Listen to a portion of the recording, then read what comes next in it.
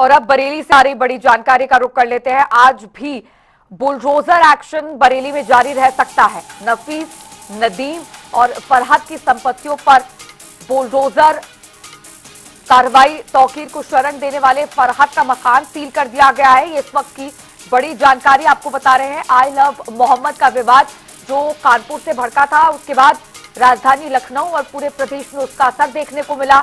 हिंसा भड़काने और आई लव मोहम्मद के पोस्टर्स लगाने के बाद जो विवाद हुआ, उसके तहत मुख्य आरोपी तौकीर को गिरफ्तार कर दिया गया था। और अब जो बुलडोजर कार्रवाई है वो लगातार उन तमाम लोगों पर जारी है जिनके कनेक्शन और जिन्होंने मदद की, जिन्होंने तौकीर को शरण दी, उन पर यह कार्रवाई की जा रही है।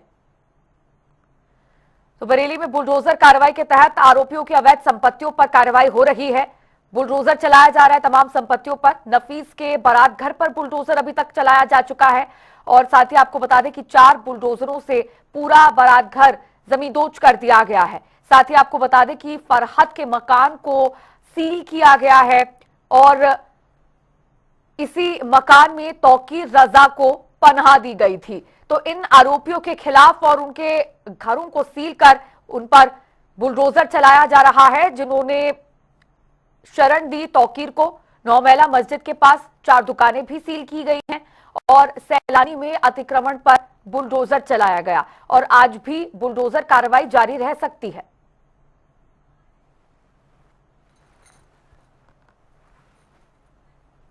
अनूप सिंह संवाददाता इस वक्त इसी खबर पर और भी जानकारी के साथ लाइव जुड़ गए हैं।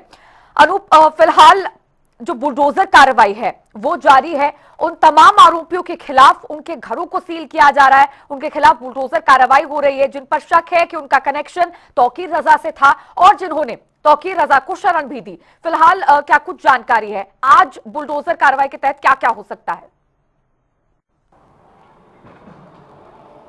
देखिए, मुख्यमंत्री योगी आदित्यनाथ ने इस घटना के बाद उन्होंने कहा था कि उत्तर प्रदेश पे एक मौलाना बरेली में भूल गया था कि वो राज्य में शासन किसका है। और उसके बाद आपने देखा कार्रवाई का दौर जारी हुआ। करीब 3000 से ज्यादा लोगों पर मुकदमा लिखा गया। मौलाना तौकीर रजा जो पूरी भूमिका बना रहे थे, पूरी तरीके से उन्होंने प्लानिंग कर रखी थी इस उपद्रव की, उनको गिरफ्तारी उनकी की गई, उनको जेल भेज दिया गया। और इस मौलाना तौकीर रजा के जो बहुत ही करीबी थे, जो इस काम में सहायक थे, उन पर भी कहीं न कहीं शिकंजा लगातार कसा जा रहा है। अब तक 83 से ज्यादा लोगों की गिरफ्तारी हो चुकी है। जो गिरफ्तार लोग हैं वो लगातार कैमरे के सामने भी माफी मांगते दिख रहे थे। वो कह रहे थे कि मौलाना के बहकावे में आ गए थे, मुझे माफ कर दो, इस तरीके से पुलिस के सामने और मीडिया के सामने माफी भी मांग रहे थे। लगातार कार्रवाई का दौर जारी है।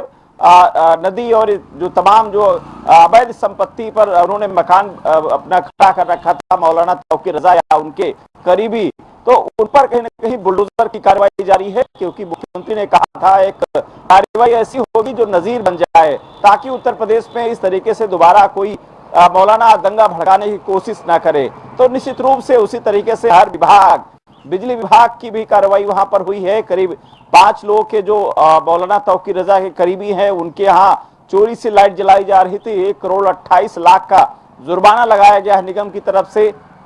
दूसरी तरफ बुलडोजर की कार्रवाई जारी है। तमाम ऐसे फरार लोग अभी हैं जिनकी पुलिस धरपकड़ कर रही है और करीब 12 लोग ऐसे फरार हैं जिनकी भूमिका काफी संदिग्ध देखी गई है। इन वीडियो कैमरेज और फुटेज जो न्यूज चैनल पर चले हैं, तो उनमें उन 12 लोगों के काफी जो भूमिका रही है उन पर इनाम भी घोषित किया गया है। यानी अब कहीं ना कहीं जो उपद्रवी हैं उन पर पूरी तरीके से शिकंजा कस चुका है। उनको हाजिर होना पड़ेगा, उनको जेल भी जाना पड़ेगा।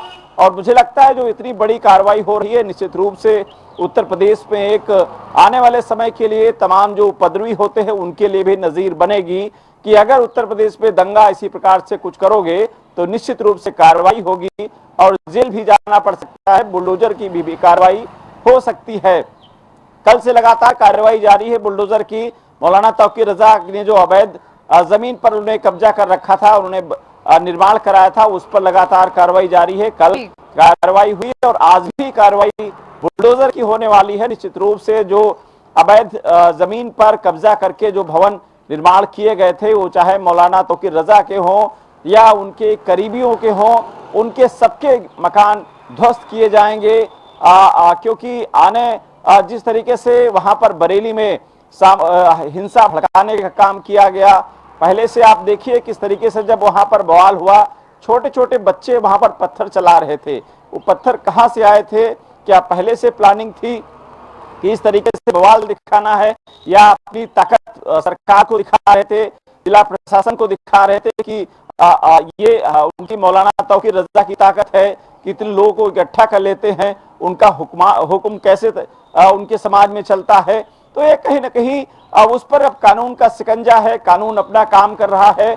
और जिस तरीके से सीएम योगी ने कहा था कि इस कार्रवाई ऐसी होगी कि नजीर बने, तो उसी प्रकार से पुलिस विभाग के साथ साथ तमाम और विभाग हैं, चाहे बिजली विभाग की बात करें, वो भी कार्रवाई कर रहा है। तो अब तक जो 83 से ज्यादा लोगों की गिरफ्तारी हो चुकी है, बाकी लोगों को गिरफ्तारी पुलिस लगातार उनकी दबिश दे रही है। उन लोगों को भी जल्द से जल्द गिरफ्तार किया जाएगा जो अभी तक भाग रहे हैं। करीब उनमें से 12 लोग ऐसे हैं जिनकी भूमिका इस उपद्रव में काफी अहम रही है। वो काफी मौलाना तौकीर रजा के सहायक भी रहे हैं, उनके संरक्षण में काम करते थे। उनकी भी जल्द गिरफ्तारी होगी और उन पर पुलिस ने इनाम भी घोषित किया है। अब जल्द से जल्द पुलिस के सामने चुनौती होगी कि उनको गिरफ्तार कर उनको जेल में भेजने का काम करें। और सबसे बड़ी उनकी जिम्मेदारी ये भी होगी, क्योंकि अक्सर देखने को पहले सरकारों में मिलता था कि अपराधियों को पकड़ा तो जाता था, लेकिन वो बिना सबूत के, अभाव के वो छूट जाया करते थे। तो पुलिस के सामने एक बड़ी चुनौती ये भी रहती है कि अपराधी को अगर गिरफ्तार करे तो वो सबूत भी इकट्ठा करे और अदालत में वो सबूत इकट्ठा करके दे, ताकि अदालत भी उसको कड़ी सजा दे सके और उसके किए का जो गुनाह किया था उसको भी सजा मिल जाए। तो पुलिस अब कोशिश कर रही है इसको लेकर के। हालांकि अब धीरे धीरे मामला ये राजनीतिक भी होता जा रहा है। आपने कल देखा समाजवादी पार्टी का 14 सदस्यीय प्रतिनिधि मंडल वहां बरेली जा रहा था, जिसमें नेता प्रतिपक्ष माता प्रसाद पांडे, इकरा हसन, तमाम ऐसे शफीकुर रहमान बर्ग, ये सब तमाम जो सांसद, पूर्व सांसद, वर्तमान, ये सब 14 सदस्यीय टीम वहां पर जा रही थी। वहां के जिला प्रशासन यानी मजिस्ट्रेट की तरफ से एक नोटिस छपा कराया गया था माता प्रसाद पांडे के यहाँ कि वहां पर जाने की किसी को अनुमति नहीं है। यानी कहीं ना कहीं अब बरेली का मामला धीरे धीरे पॉलिटिकल भी रूप ले रहा है। वो चाहे समाजवादी पार्टी की बात करें, कांग्रेस की बात करें, दोनों ही पार्टियों के सुर बदले हैं। यानी कहीं ना कहीं इस कार्रवाई को भी कहीं ना कहीं उस पर सवालिया निशान खड़ा कर रहे हैं। अब योगी आदित्यनाथ ने की मंशा साफ है कि उत्तर प्रदेश में जीरो टॉलरेंस, यानी अपराध अगर कोई करेगा तो उसको सजा भी मिलेगी, और उसी तरीके से काम भी हो रहा है। लेकिन विपक्ष भी कहीं ना कहीं इस पर इनकी कार्रवाई पर सवाल उठा रहे हैं, और यही वजह है कि अब देखने वाली बात ये होगी कि जो फरार जो दंगाई है उनको कब पुलिस गिरफ्तार कर पाएगी, क्या उनके मामले में भी जो उन्होंने काम किया है सबूत इकट्ठा करके कोर्ट में दे पाएगी। ये सब अभी फिलहाल कार्रवाई का दौर है, अभी जारी है। कुछ दिन जल्द ही मुझे लगता है गिरफ्तारी भी होगी और इन पर एक बड़ी कार्रवाई होगी, ताकि उत्तर प्रदेश में इस तरीके से प्रकार के दंगे न हो और मुस्लिम धर्म के जो अनुयायी हैं या मौलाना हैं वो भी समझे कि उत्तर प्रदेश में योगी सरकार है। अगर इस तरीके से कोई दंगा होगा तो निश्चित रूप से कार्रवाई भी की जाएगी। ठीक है, ठीक है। अनुप, आप बने रहिए, कुछ और भी खबरों पर आगे आपसे जानकारी लेंगे।